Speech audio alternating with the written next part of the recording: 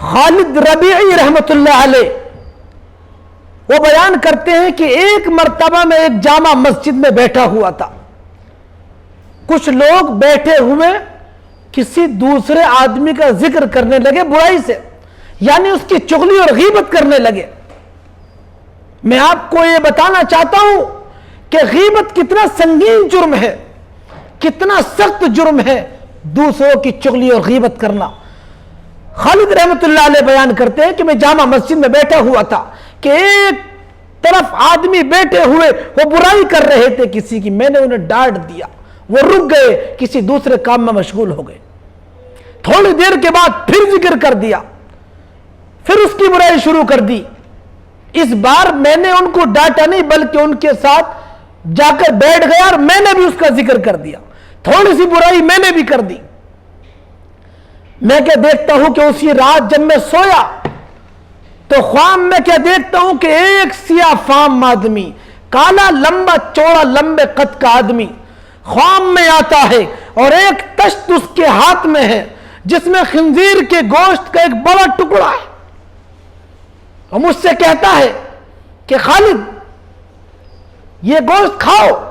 میں نے کہا کہ قسم خدا کی یہ تو خنزیر کا گوشت ہے، میں کبھی نہیں کھاؤں گا، میں کبھی ہاتھ نہیں لگاؤں گا، یہ تو نجیس العین ہے، یہ تو میری گندی چیز ہے. وہ کہنے لگا کہ تمہیں کھانا پڑے گا، تم اس سے زیادہ بری چیز کھا کر آئے ہو، اس سے زیادہ بری چیز تم کھا چکے ہو. میں نے انکار کر دیا کہ میں یہ نہیں کھاؤں گا.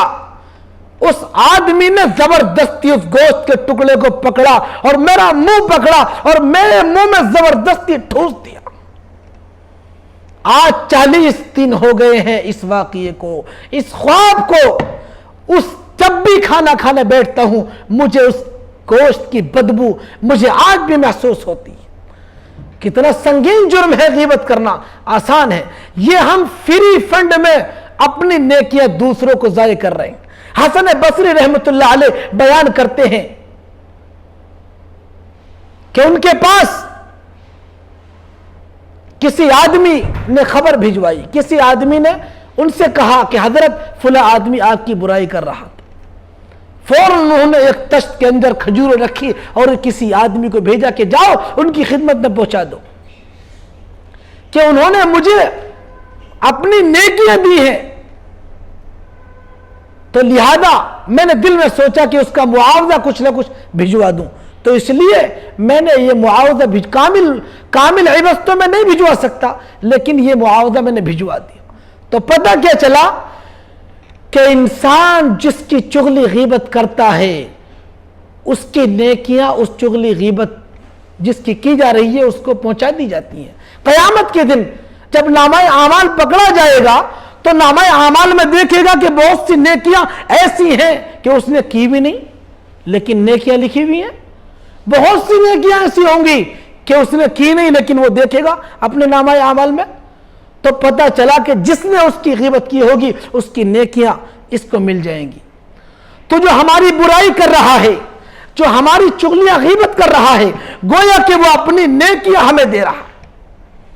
تو اس لیے خدا را ایک تو ہمارے نیک اعمال ہی ویسے ہی کمزور ہے، اور ہم دوسروں کی چغلی غیبت کر کر، دوسروں کی ٹانگیں کھینچ کر، دوسرے کو ستا کر ہم اپنے اعمال کو، اپنی آخرت کو برباد کر رہے ہیں.